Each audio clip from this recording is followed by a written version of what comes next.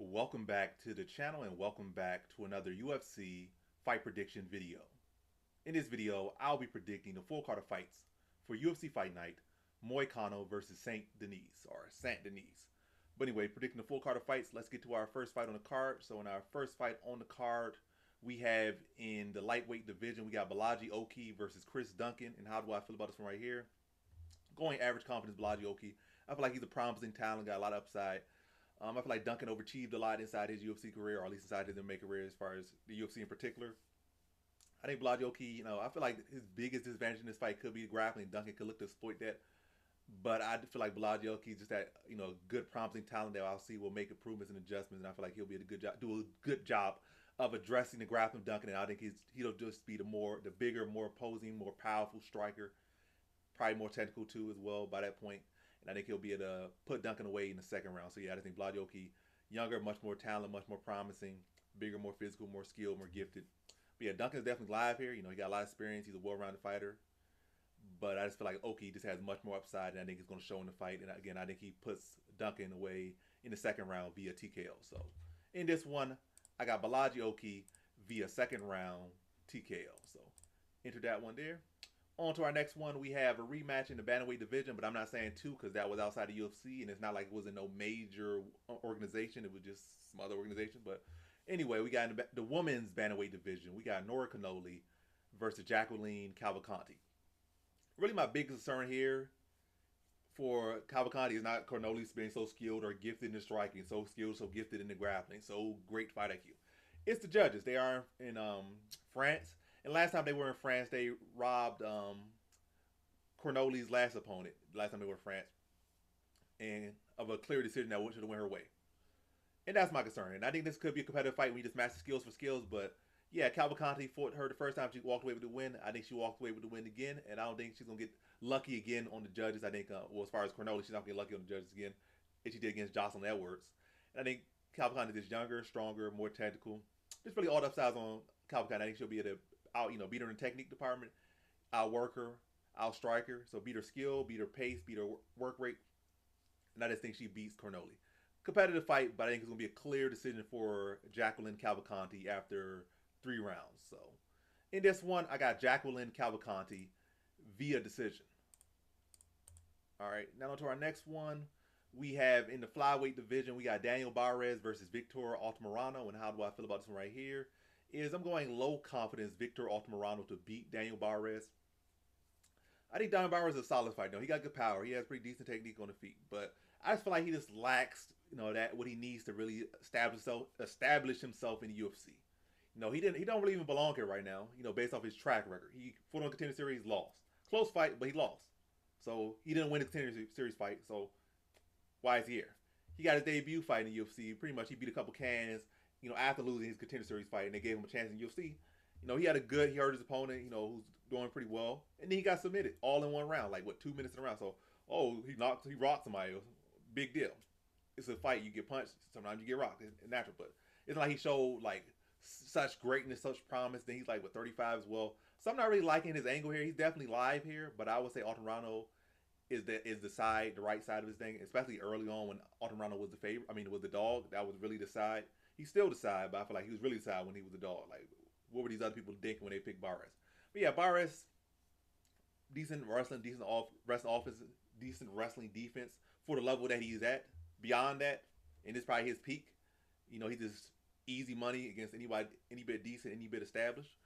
But yeah, I think his power, his striking could cause some issues. I think his wrestling could cause issues. Wrestling defense could cause issues here. But ultimately, I just think Victor Altimirano, the younger fighter with more upside, who can push a pace, who actually has won to get into the UFC, who actually has wins in the UFC, and coming off a fight he should have arguably won. And I picked against him in that fight, and I still feel like he arguably beat Dos Santos. So yeah, I think Victor Altimirano is going to be this is I think Hernandez beat Barez, was able to outwork him. Barez seemed to be the more technical fighter at the time, but Hernandez was just able to outwork him. I think Altimirano is a similar type of fighter, and I just think he's simply just going to outwork Barez and just overwhelm him, break him down. I think he submits him late second round after a very fatiguing fight, very high paced fight that Barez just not going to be able to keep up with. So in this one, I have Victor Altimirano via second round submission. So prediction for that one. All right. Now to our next one, we have in the women's bantamweight division, we got Island Perez versus Daria Zhelzenyakova. And how do I feel about this one right here? Did I go average or low? I think I went average, but let's just stick with it. Average confidence, Island Perez to beat Daria Zhelzenyakova. I just think Island Perez is just a more well-rounded fighter. I'm not super impressed with anything Daria Zhelzenyakova has. I'm not really impressed with her power, her size, or anything like that. I just think I'm going to trust. And also, Island Perez is still a pretty young fighter as well. And she's had a good team. I'm not really too sure about Daria's level of competition. I'm not too sure about her team, but I feel like Perez is coming from a strong team. Her team's riding a lot of good momentum. Like, her team is riding a lot of good momentum, and everything's kind of headed in the right direction for them, and I feel for her. She hasn't been having the best performances, I would say that. So that's why my confidence, like, I'm like, am I sure this is low or average? I'm not sure, but sticking with average, I think that's what I went with. But yeah, I think Island Perez will be at our worker. Typical Island Perez fight, probably come on pretty strong early, score some takedowns, push a pace, probably slow down a little bit. But I can't trust Daria Zhelzenyakova to be like some notable finisher. So I feel like it'll be Perez strong start, through probably the first 2 rounds, and maybe started fading in the third. But it's not like Daria Zhelzenyakova, some big finisher or anything like that. So yeah, probably strong first round, holding on for the most part the second round, and then just getting by that third round and beating Zhelzenyakova. She could go out there and show improvement. She's still a young fighter. Work on her cardio, work on her pacing a bit, and maybe have a strong 3 rounds, maybe get a finish. But I would say this is going to be a decision fight either way, and I'm gonna lean to Perez's decision. Again, strong start, kind of fade as the fight goes on, but Zhelzenyakova is not really a finisher, so I don't feel like she's gonna be able to exploit that to get a finish. I feel like I also feel at the point when she's gonna see a tired Perez, she's gonna need a finish because not gonna the first round was so close, the second round was so close, it could go either way, and then it comes down who could dig deeper in the third round. I feel like now it's gonna be like Perez pretty strong start, and now it needs Zhelzenyakova needs to come in big and get a finish, or maybe a 10-8 round or something, or it's such a statement round that she can shift it enough, but. Yeah, I don't think she's going to be able to, and I just think Perez's early work rate is going to be able to carry her to yet another decision victory. So, in this one, I have Island Perez via decision. Now to our next one, we have in the bantamweight division, we got Taylor Lapilus versus Vince Morales. And how do I feel about this one right here? I think I went. Matter of fact, it don't even matter at this point. Average confidence, Taylor Lapilus to beat Vince Morales. Average confidence, Taylor Lapilus to beat Vince Morales. Vince Morales is definitely live. He's definitely a guy that has a lot of talent. It just hasn't translated so much at the UFC level to victories. But he's definitely a solid fighter. Well-rounded, skilled. But I think Lapilus is also a well-rounded, skilled fighter, and he has had success in the UFC. Has not yet suffered so much, I guess. I mean, he kind of in the same situation because he was in the UFC much earlier on, and it just didn't pan out for him. And then it took him a longer time. He came back to UFC, and now he's like 2-1 or 3-1 since he's coming back to UFC. But yeah, I gotta go Taylor Lapilus. I just feel like I would say striking wise, he's better overall. Grappling wise, I think his defensive wrestling is much better than Morales' defensive wrestling. Offensively, I feel like he's pretty solid there, but yeah, I feel like Taylor Lapilus should be the more technical striker, and I feel like he should be to beat Morales in inside, outside, point fighting or scrapping, but more so probably point fighting. Should use his length, longer strikes. And I feel like a lot of times when Morales punches, I feel like a lot of them are winging shots. He don't really throw too many straight shots. He don't throw too many clean shots. A lot of them are looping and swooping type shots. Not to say that's bad technique. It's not great technique, but it's definitely not bad. It's effective. If it's effective, it's effective. But I feel like Lapilus is just a much more effective, cleaner striker here. And he should be able to address the grappling of Morales. And I also think, knowing how Morales does not really check leg kicks at all, I think Lapilus can, look to implement that as well. I see this going to a decision victory for Taylor Lapilus. It's being sharper on the feet, cleaner, shorter shots, better shot selection, mixing in the leg kick, stuffing the takedowns of Morales, and yeah, this really is breaking him down over the course of the fight and fighting a very sharp fight and beating Morales via decision here. So in this one, I got Taylor Lapilus via decision.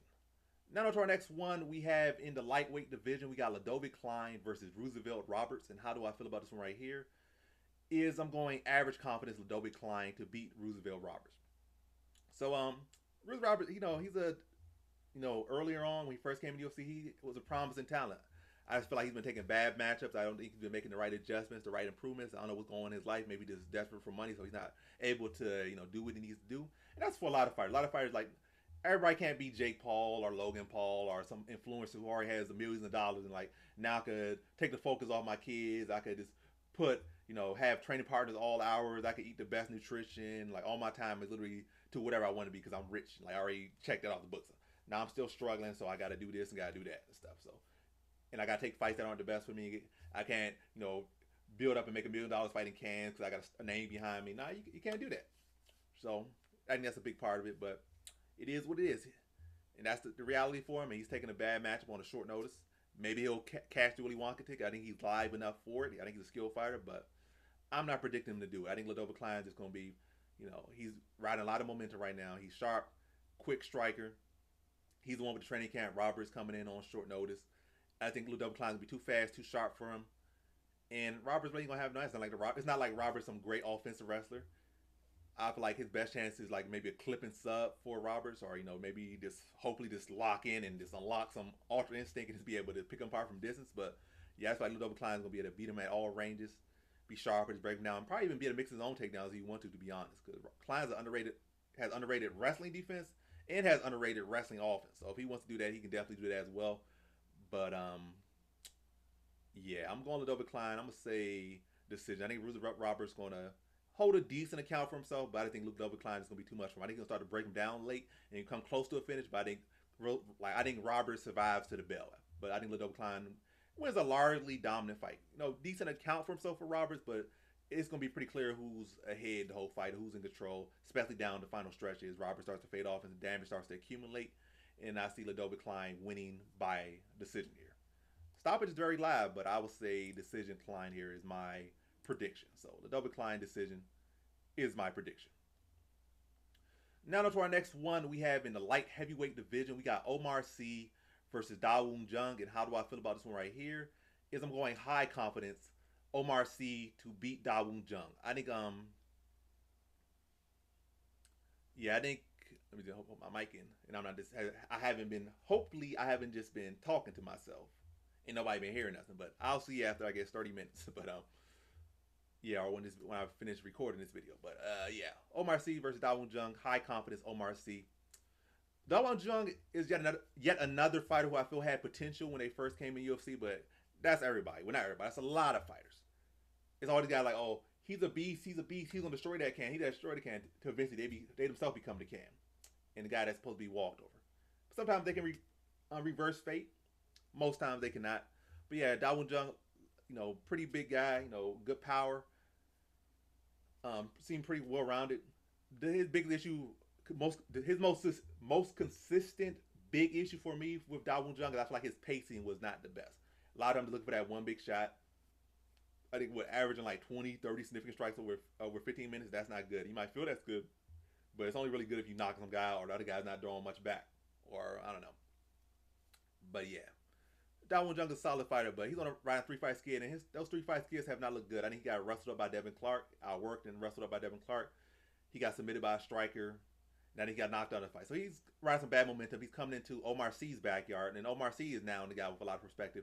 And I don't feel like Omar Sy is just a guy that has I can see with this case like Jung was getting a perfect stylistic matchup. Like he's been overlooked, and then he's coming with this guy who got a glass chin. Well, we don't know. Maybe he does have a glass chin, but as far as we know, Omar Sy don't have a glass chin. And bad cardio, something like some angle where Jung could clearly win, but I don't see it. So my confidence is high. Omar Sy has ever developing striking, young guy, big physical guy. We have seen Jung struggle in the grappling like at least two. Matter of fact, yeah, 2 of these fights he got knocked out one fight. He got wrestled up by a striker and submitted by that striker, and he got grinded to a decision by Devin Clark. So yeah, I think Omar Sy is gonna be exploit him on the ground, mix him on the feet, gain respect, maybe rock him on the feet, look at level change, drag him to the mat, wear him down, and I think he taps Jung out in the second round via submission. So in this one right here, I have Omar Sy via second round submission. So Omar Sy via second round submission. Now to our next one, we have in the light heavyweight division, we got Cutelaba versus Ivan Erslan. And how do I feel about this one right here? I'm going low confidence Cutelaba. You just can never really put too much confidence in Cutelaba. And you really cannot even put so much confidence in picking against Cutelaba unless he's really fighting a true stud. When we fight a true stud, yeah, that stud's going to whoop this guy. But we find a guy that's got like clear around trees and stuff that's so inconsistent, or I don't know, some other guy, like those guys that be so inconsistent. Yeah, you can't ever really feel too confident just picking him or picking against him. But Yeah, low confidence Iwan Kulaba to beat Ivan Erslan. I just have not been impressed with Ivan Erslan. Iwan Kulaba is not very good. Well, I don't know. Is he very good? Is he this? Is he that? I don't know. Let's see. Let me turn my phone off. It's vibrating while I'm making the video. But yeah, based on this one, I just feel like neither guy is very good. Ivan Erslan has been fighting straight up trash competition, and his record might show one thing, but when I look at his fight, I don't feel like his power is great as it is his record shows. But if you look at the record, like, oh, this guy has dynamite in his hand. We watch his fight, like, pretty average power, nothing crazy about it. Just mediocre competition and drawing in volume, like nothing too crazy. No real good striking technique, no good reads, no good judge of range, no great timing. Just sloppy, swinging, wild, and pressing. That's what is that? That's what Iwan Kulaba does. I think Iwan Kulaba is better at it and has done it against better competition. I think Iwan Kulaba should have the wrestling upside, probably should have the cardio upside, but he definitely has the mileage downside, so that might come into effect. But I got to go Iwan Kulaba here, and I'm going to say second round TKO for Iwan Cutelaba, just wearing down Ivan Erslan and breaking him down, and eventually getting a stoppage late in the second round via TKO. So in this one, I have Iwan Cutelaba via second round TKO. Now to our next fight. In our first fight on the main card, we have in the lightweight division, we got Faraz Ziam versus Matt Frevola. And how do I feel about this one right here? Is I'm going low confidence Faraz Ziam to beat Matt Frevola. And yeah, definitely a tough matchup. Frevola has very underrated wrestling. He has a very underrated resume. And he's very live here. Ziam in the past has struggled with the wrestling department, but I feel like he has been making adjustments. That's why I ultimately am picking him. He's a younger, taller guy. I feel like he has a more upside, more potential. And this is in his backyard, so I think this is a time where he's going to come in and show up and maybe have his best performance of his career. He might be a good stoppage, but I'm going to lean to a gritty decision over Frevola. And, yet another feather in his cap and yet another fight, another chance to, show improvements in his wrestling and his grappling, offensively and defensively. But I think it'll be a good scrappy fight. But I think Ziam going to do a good job of being longer, being a more technical shotter, more technical striker. Let Frevola swing these big, wide, looping shots. And, maybe walk him into stepping knees, keep him to the body, work down the jab. But yeah, very gritty fight. Ziam's probably got to peel him off at times to get back distance and pick him apart from distance. But nonetheless, very, very competitive fight. Frevola's going to be loading up doing power. He's going to be trying to get a hold of him, trying to manhandle him. But I think Ziam's going to continue to show that growth we have been seeing from him in the grappling defense and do a good job of, at least addressing Frevola's grappling. And this being the longer, more technical striker. And I think at points he might even be able to surprise Frevola in the grappling. I'm not going to say he go out there and slam Frevola on his head or tap Frevola out. But I think he might be able to score his own takedowns in this fight. Maybe like one. I'm going to say about, one. Max two, maybe. But I say he'll land one takedown at least. Maybe max two. And be able to outstrike him by like 20 significant strikes. Or, 25 significant strikes over the course of 3 rounds. And I think he beats Frevola by decision here. So, in this one, I got Faraz Ziam via decision. Now to our next fight, we have in the featherweight division, we got Morgan Charriere versus Gabriel Miranda. And how do I feel about this one right here? I'm going high confidence Morgan Charriere to beat Gabriel Miranda. Gabriel Miranda's an interesting guy. But what has he done? He came out of nowhere, basically. Got starched. Then they gave him Shane Young. And, he beat Shane Young, looked pretty dominant against Shane Young. But all that really comes up to, what does that mean? Like, Shane Young has been a very largely unsuccessful fighter in the UFC. Decent skills, but largely unsuccessful. And not like he's been some grappling defensive savant. If anything, he's been a grappling victim. So you had use your special against that guy's weakest area. So what does that really mean? Not a whole lot. But Morgan Charriere I felt like he's been fighting elite competition. He's been holding his own against elite competition for a long time, even prior to entering the UFC. And I feel like he has a more fleshed out skill set. I feel like he has very underrated grappling, solid grappling skills. So I feel like he can hold his own with Miranda in grappling department. Not that he needs to, but in case he does, I feel like he goes on. But I don't feel like Gabriel Miranda can hold his own with Morgan Charriere on the feet. Altogether, I think Morgan Charriere is going to be too much. He's going to be able to address the grappling, do a real good job of addressing grappling Miranda. And it's be much sharper, much more technical, much more lethal on the feet. Ultimately breaking down Miranda, then stopping him brutally via TKO in the second round. So, in this one, I have Morgan Charriere via second round TKO. Now to our next one, we have in the welterweight division, we got Kevin Jousset versus Brian Battle. And how do I feel about this one right here? That's go low average. I think, I don't know. Average confidence Brian Battle to beat Kevin Jousset. Um, yeah, and this one, Kevin Jousset is definitely live, but I can't really rate his competition so much just yet. Like, we be some mediocre karate guy, karate kickboxer, and he took Song Kinan to a pretty close decision. To be honest, it wasn't like a by no means neck and neck, but it was by no means definitely not a wipeout. And I feel like you're trying to make a statement at this point. I feel like you got to wipe out Keenan Song. I mean, obviously, there's been people that have perspective have issues with him on the feet, but still, as far as I'm concerned, I feel like it wasn't a great impressive performance. He did what he needed to do, but was not impressive by any means. That's all I'm gonna say. And yeah, I think Brian Battle just better overall. I think he should be able to win the grappling. He should be the quicker, more heavier-handed striker. He has fought better competition. He has had accomplished much more. And yeah, I just think he'll be. I see him beating Jousset to a decision, possibly stop. We're gonna see where their chins are at. I feel like Jousset could potentially have a questionable chin, but I can't really base it off nothing just yet. So I'm not gonna try to just make it happen. I'm just gonna say decision here because Jousset hasn't really been a guy that has been getting stopped in his career. Um, Battle's power been coming on real well, and he's been looking good, looking sharp, and he's gonna continue to look good and sharp. And I definitely think he could hurt Jousset a couple times in this fight, but ultimately I don't think he's gonna stop Jousset. But I think he's gonna win a pretty clear decision, competitive fight, but pretty clear. I think Battle's gonna be sharper, more accurate, landing more effective shots, and beat a more busy fighter. So my prediction for this one is I have Brian Battle via decision. So in this one, I have Brian Battle via decision. Now to our next fight we have in the featherweight division. We got William Gomis versus Joe Anderson Brito. And how do I feel about this one right here? Is I'm going low confidence William Gomis to beat Joe Anderson Brito via decision. Yeah, that's my prediction. So on to the next one. But anyway, it's like, yeah. Yeah, Joe Anderson Brito is definitely red hot right now. But I feel like William Gomis can replicate a lot of what Bill Algeo did in the last fight. I mean, he don't have the black guy. He don't have the black. What language am I speaking? He doesn't have the black brown. He doesn't have the black belt pedigree of Bill Algeo, but he also is not a guy who has been able to make 35. So that's the difference. But yeah, I feel like William Gomis is a very solid fighter with a lot of talent. He's coming from a good team. That team is doing very well and patching stuff together. Fixing those grappling issues. I think he'll be able to show those improvements in grappling defense. I think he'll be the bigger, larger guy.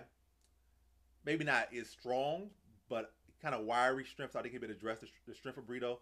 Push a pace on Brito. Hit him with big elbows when Brito tries to, close in and get a hold of him, cut him up with the elbows. Stab him with the knees to the body. And make Brito, make it a really grueling to get anything going. Like, he's going to have to come in with these big sloppy shots, big sloppy punches he likes to throw. Big aggressive takedowns. So a lot of energy exhausted. And then on top of that, getting cut with elbows when he gets in, get stung with knees to the body. I think Gomis will do a good job of disengaging and just going back to distance, blasting with kicks, switching up his stances. And again, making Brito have to think, what stance is he in? Oh, if I go for this takedown, I'm going to get hit with this. I'm going to get hit with that. Everything he's thinking. And he already has a style that's just not meant, for, it's not meant. It's not cardio efficient is what I would say.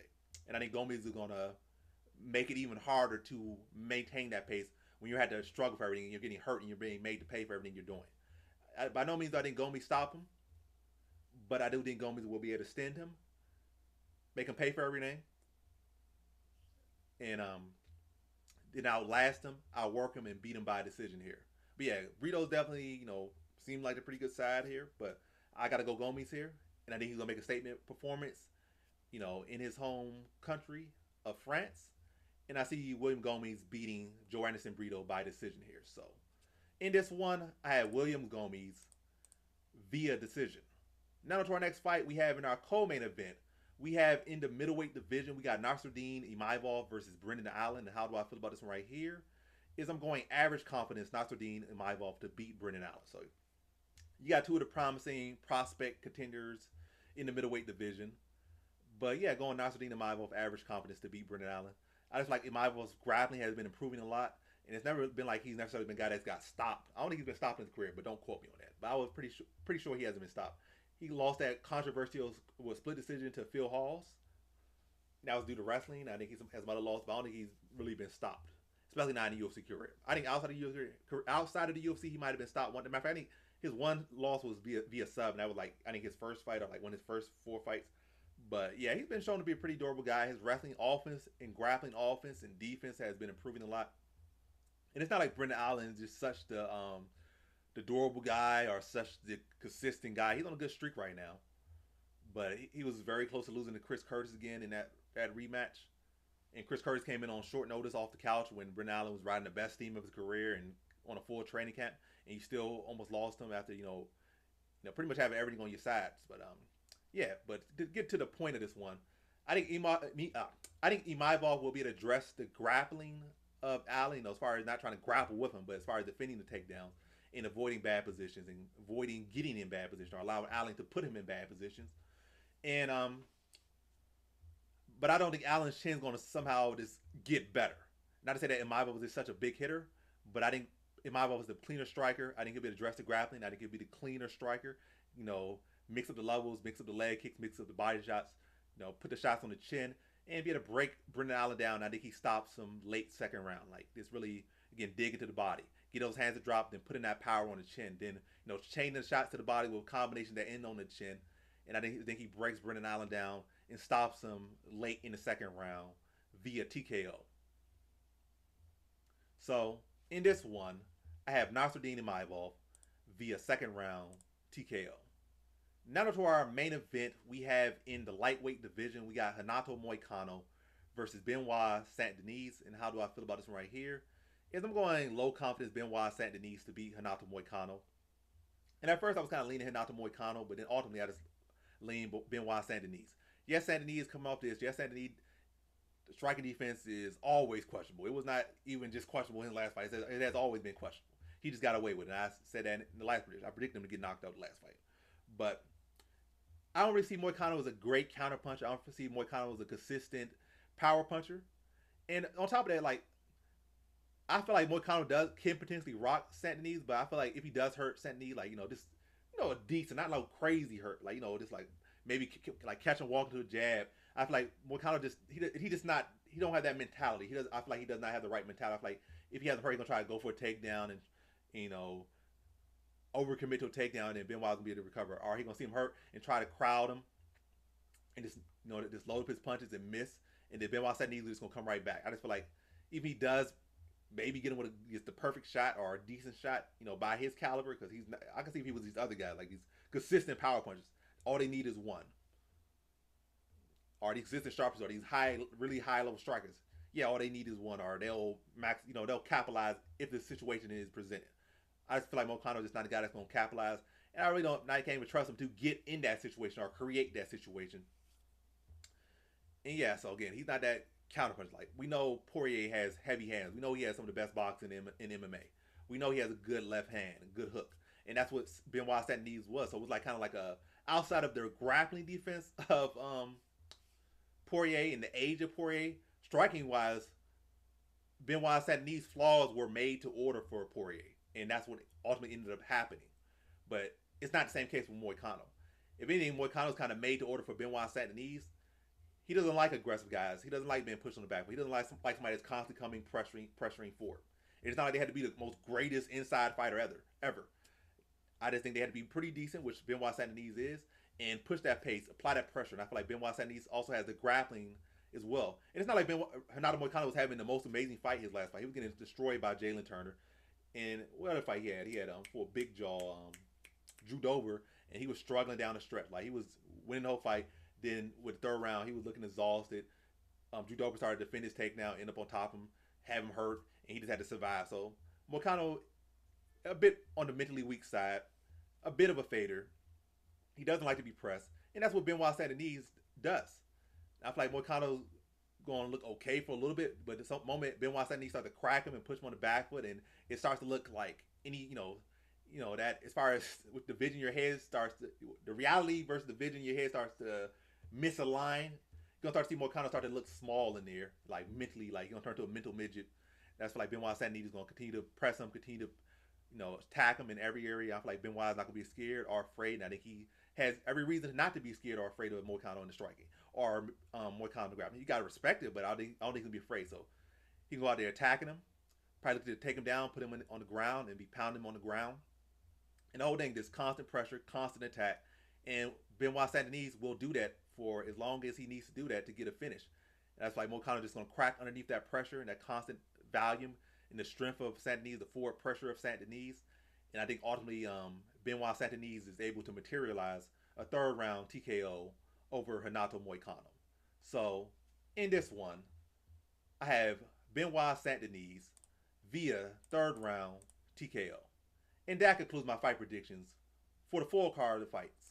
For UFC Fight Night, Moicano versus Saint-Denis. And as always, thanks for watching. Peace.